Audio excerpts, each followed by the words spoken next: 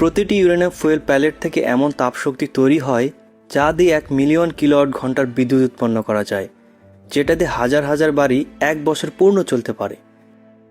কিন্তু আপনি কি কখনো ভেবে দেখেছেন কিভাবে আসলে এনরিচড বা সমৃদ্ধ ইউরেনিয়াম তৈরি হয়? কিভাবে একটা বাদামের মতো ছোট জিনিস এত শক্তি জমা রাখতে পারে? তো আজ আমরা বিশ্বের সবচেয়ে বড় হাইগ্রেড ইউরেনিয়াম খনি আর একটা নিউক্লিয়ার ফুয়েল তৈরি কারখানায় যাচ্ছি, এটা জেনে নিতে কিভাবে এই উপাদানটি মাটির নিচ থেকে বের করা হয় আর কিভাবে পৃথিবীর সবচেয়ে বিপজ্জনক জিনিস থেকে চিরকার্বন নিঃসরণ শক্তি পাচ্ছি। আমার সাথে শেষ পর্যন্ত থাকুন, কারণ নিউক্লিয়ার শক্তির এই যাত্রা আপনার দৃষ্টিভঙ্গি বদলে দেবে। এই ছোট্ট প্যালেটটা আমাদের পৃথিবী চালাচ্ছে। এনরিচড বা সমৃদ্ধ ইউরেনিয়ামের গল্প আধুনিক বিজ্ঞানের ইতিহাসের সাথে ঘনিষ্ঠভাবে জড়ানো। ইউরেনিয়াম প্রথমবার 1789 সালে জার্মান রসায়নবিদ মার্টিন হেনরিক ক্ল্যাপ্রথ চিনে ফেলেন। সে সময় এটা কেউ ভাবতে পারেনি এর ভিতরে এত শক্তি লুকিয়ে আছে, আর যেটা বুঝতে পারা যায়নি 1896 সাল পর্যন্ত। ফরাসি পদার্থবিজ্ঞানী হেনরি বেকারেল দেখিয়েছিলেন যে ইউরেনিয়াম স্বতঃস্ফূর্তভাবে রেডিয়েশন রিলিজ করে, আর এভাবে তিনি রেডিওঅ্যাক্টিভিটির ঘটনা আবিষ্কার করেছিলেন। এই বড় সফলতা ম্যারি আর পিয়েরে কুরিকে অনুপ্রাণিত করেছিল আরও কিছু রেডিওঅ্যাক্টিভ এলিমেন্ট যেমন রেডিয়াম আর পোলেনিয়াম আবিষ্কার করার জন্য। 1932 সালে জেমস চ্যাডউইক নিউটন আবিষ্কার করেন, যেটা হলো সেই উপপরমাণু কণিকা যা নিউক্লিয়ার ফিশন বা পরমাণু বিভাজনের চাবিকাঠি হয়ে ওঠে।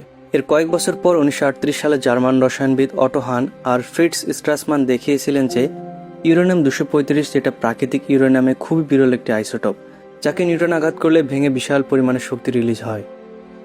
প্রাকৃতিক ইউরেনিয়ামে থাকে 99.3% ইউরেনিয়াম 238, যা সহজে ফিশন হয় না, আর মাত্র 0.7% থাকে ইউরেনিয়াম 235, যা চেইন রিয়াকশন চালাতে পারে। এই অনুপাত কৃত্রিমভাবে বৃদ্ধি করার প্রক্রিয়াটাকেই এনরিচমেন্ট বলে। দ্বিতীয় বিশ্বযুদ্ধে মার্কিন যুক্তরাষ্ট্র সেই সময় সেরা বিজ্ঞানীদের একত্রিত করে ম্যানহাটন প্রজেক্ট চালায়, যা এনরিকো ফার্মি আর রবার্ট ওপেনহাইমারের মতো বিখ্যাত বিজ্ঞানীদের নেতৃত্বে পরিচালিত হয়েছিল। সে সময় তারা গ্যাসীয় বিচ্ছুরণ আর উচ্চ গতির সেন্ট্রিফিউজ ব্যবহার করে আইসোটোপ আলাদা করার টেকনিক বের করেছিলেন। এতে তাদের সামান্য ভরে পার্থক্যের ভিত্তিতে আলাদা করা গিয়েছিল। এই প্রচেষ্টার সবচেয়ে বড় ফলাফল হলো আগস্ট 1945-এ হিরোশিমার উপর ফেলানো লিটল বয় পারমাণবিক বোমা, যেটা খুবই সমৃদ্ধ ইউরেনিয়াম 235 ব্যবহার করা হয়েছিল। যুদ্ধের পর সবার মনোযোগ চলে আসলো পারমাণবিক প্রযুক্তির শান্তিপূর্ণ ব্যবহারের দিকে। পাওয়ার প্ল্যান্টে ব্যবহারের জন্য ইউরেনিয়ামকে মাত্র 3 থেকে 5% এনরিচড করতে হয়, যেটা ইউরেনিয়াম 235। ওয়েপেন তৈরির জন্য এনরিচড বা সমৃদ্ধ ইউরেনিয়ামের মান সাধারণত 90%-এর উপরে হতে হয়।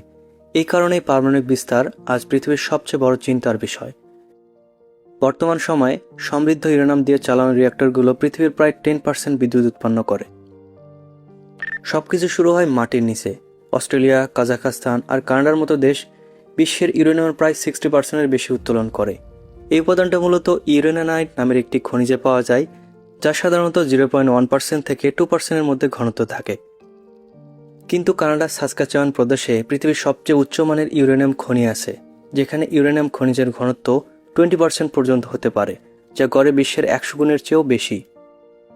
সমস্যা বা চ্যালেঞ্জ হলো আকরিকের উপর এমন একটি মোটা বালু পাথরের স্তর আছে যেটা পানিতে পুরো ভিজে থাকে।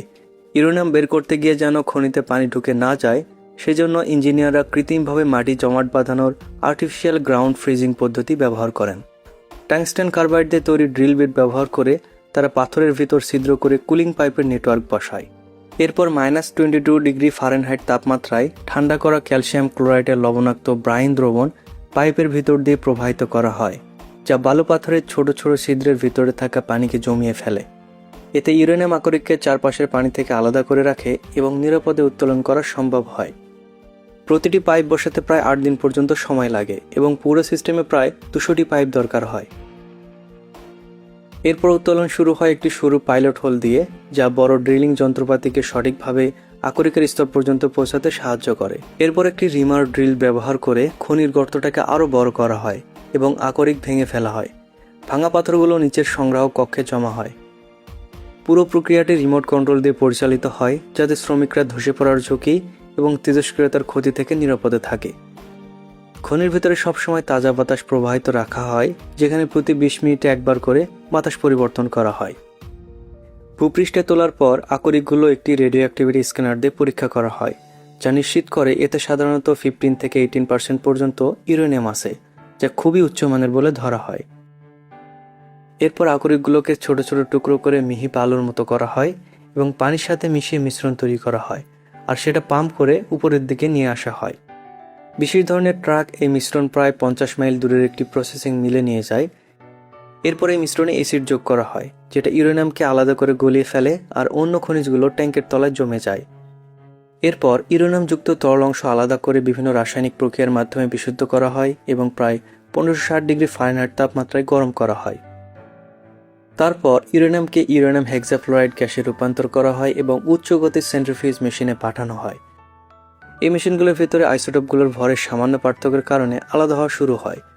হালকা হওয়া ইউরেনিয়াম 235 ধীরে ধীরে রোটরের কেন্দ্রের দিকে বেশি জমা হয়, যেখান থেকে সেটিকে আলাদা করে সংগ্রহ করা যায়। শেষে একটি ঘন গাঢ় রঙের পাউডার পদার্থ তৈরি হয়, যা শক্তভাবে সিল করা 55 গ্যালন স্টিলের ড্রামে ভর্তি করা হয় এবং স্পষ্টভাবে রেডিয়েশন সতর্কতার চিহ্ন দিয়ে লেবেল করা থাকে। ওই ড্রামগুলো নিউক্লিয়ার ফুয়েল তৈরি কারখানায় পাঠানো হয়, যেখানে ইউরেনিয়াম আরও রাসায়নিক পরিবর্তনের মধ্যে দিয়ে যায়, বিভিন্ন অক্সাইড ফর্মের মধ্যে ঘুরপাক খায়, যতক্ষণ না এটি ঠিকঠাক ইউরেনিয়াম ডাইঅক্সাইড পাউডারে পরিণত হয়, যার গুণাগুণ এমনভাবে নির্ধারণ করা হয় যাতে এটি সহজে চাপ দিয়ে ফুয়েল প্যালেট তৈরি করা যায়। কয়েক টন হাইড্রোলিক প্রেসার দিয়ে পাউডারকে ছোট ছোট সিলিন্ডার আকৃতির প্যালেটে তৈরি করা হয়, যার আকার প্রায় একটি বাদামের মতো। একটিমাত্র প্যালেটের শক্তি প্রায় 1800 পাউন্ড কয়লা বা 150 গ্যালন তেলের সমান। এরপরে প্যালেটগুলোকে ইন্ডাস্ট্রিয়াল ফার্নেসে রেখে প্রায় 24 ঘন্টা অত্যন্ত উচ্চ তাপমাত্রায় গরম করা হয়। এই প্রক্রিয়ায় ভেতরে ফাঁকা পূরণ হয়ে যায়, ফলে পদার্থটি আরও ঘন ও মজবুত বা স্টেবল হয়। ফার্নেস থেকে বের করার পর রোবোটিক আর্ম ব্যবহার করে প্রায় 30টি প্যালেট একসাথে জিরকনিয়াম ধাতুর টিউবের ভিতরে ঢোকানো হয়, যেটা এমন একটা মেটাল যা তাপ ও ক্ষয় প্রতিরোধে অসাধারণ, আর সবচেয়ে গুরুত্বপূর্ণ হলো নিউট্রনগুলোকে ফিশন রিয়াকশনের সময় সহজে পার হওয়ার সুযোগ দেয়। এরপর টিউবের দুই প্রান্ত স্বয়ংক্রিয়ভাবে ওয়েল্ডিং করে সিল করা হয়, ফলে তৈরি হয় সম্পূর্ণ ফুয়েল রড। প্রায় 37টি ফুয়েল রড একসাথে জুড়ে একটি ফুয়েল অ্যাসেম্বলি তৈরি করা হয়। তারপর এর ওজন খুব নিখুঁতভাবে মাপা হয়, যাতে নিশ্চিত হওয়া যায় ঠিক কত ইউরেনিয়াম আছে। রিঅ্যাক্টরে ঢোকার আগেই ফুয়েল অ্যাসেম্বলিগুলোর তেজস্ক্রিয়তা এতটাই কম থাকে যে সুরক্ষামূলক পোশাক পরে শ্রমিকরা এগুলো নিরাপদে ধরতে পারে। নিউক্লিয়ার পাওয়ার প্ল্যান্টে পৌঁছানোর পর ফুয়েল অ্যাসেম্বলিগুলোকে রিঅ্যাক্টরের ভিতরের অংশ অর্থাৎ রিঅ্যাক্টর কোরে ঢোকানো হয়। এখানে সর্বোচ্চ প্রায় 5760টি ফুয়েল রড থাকে, যা 480টি ফুয়েল চ্যানেলে সাজানো থাকে। যখন নিউট্রনগুলো ইউরেনিয়াম 235 পরমাণুকে আঘাত করে, তখন শুরু হয় নিউক্লিয়ার ফিশন বিক্রিয়া। এতে পরমাণু ভেঙে যায় ও প্রচুর শক্তি উৎপন্ন হয় এবং আরও নতুন নিউট্রন মুক্ত হয়, যা আবার অন্য পরমাণুকে আঘাত করে। এভাবে একটি স্বয়ংক্রিয় চেইন রিঅ্যাকশন তৈরি হয়, যা বিপুল পরিমাণে তাপ উৎপন্ন করে। এই তাপকে খুবই সতর্কভাবে নিয়ন্ত্রণ করা হয় উন্নত স্বয়ংক্রিয় নিরাপত্তা ব্যবস্থার মাধ্যমে। রিঅ্যাক্টরটি নিজেই প্রায় 6 ফুট পুরু কংক্রিট দেয়ালে তৈরি। এছাড়া এমনভাবে ডিজাইন করা যে তাপমাত্রা বা চাপ নির্দিষ্ট বিপজ্জনক সীমা ছাড়িয়ে গেলে এটি স্বয়ংক্রিয়ভাবে বন্ধ হয়ে যায়। রিঅ্যাক্টরে উৎপন্ন তাপ পানিকে বাষ্পে পরিণত করে, আর এই বাষ্প বিশাল টারবাইন ঘোরায়। টারবাইনগুলো প্রতি মিনিটে প্রায় 100 বার ঘোরে এবং প্রতিটি টারবাইন একটি জেনারেটর চালায়। এসব টারবাইন এমন বড় বিল্ডিংয়ের ভিতরে থাকে যেগুলো প্রায় 1300 ফুট লম্বা এবং প্রায় 20 তলা বিল্ডিংয়ের সমান উঁচু, যেখান থেকে প্রায় 750 মেগাওয়াটের বেশি বিদ্যুৎ উৎপাদন করতে পারে, যা প্রায় 5 লক্ষ মানুষের বিদ্যুতের চাহিদা মেটাতে যথেষ্ট। প্রায় 1 বছর চালানোর পর জ্বালানির অ্যাসেম্বলি শেষ হয়ে যায়, তবে সেই সময় এগুলো এতটাই গরম আর রেডিও অ্যাক্টিভ হয় যে এগুলোকে নিরাপদে বর্জ্য হিসেবে পরিচালনা করার আগে কমপক্ষে 26 ফুট গভীর পানির পুলে ডুবিয়ে রাখতে হয় এবং প্রায় 10 বছর পর্যন্ত ঠান্ডা করতে হয়। তারপর এগুলোকে নিরাপদভাবে বর্জ্য হিসেবে পরিচালনা করা যায়। বর্তমানে বিশ্বজুড়ে বিভিন্ন স্থাপনার এই ধরনের পুলের নিচে 7 লক্ষেরও বেশি ব্যবহৃত ফুয়েল রড সংরক্ষিত আছে। তাহলে বুঝতেই পারছেন এই বিদ্যুৎ তৈরি কতটা জটিল বিষয়। এই কারণে যখন আমরা বিদ্যুতের সুইচ চাপ দেব, তখন এই বিদ্যুৎ যাতে অপচয় না হয় এটা খেয়াল রাখবো।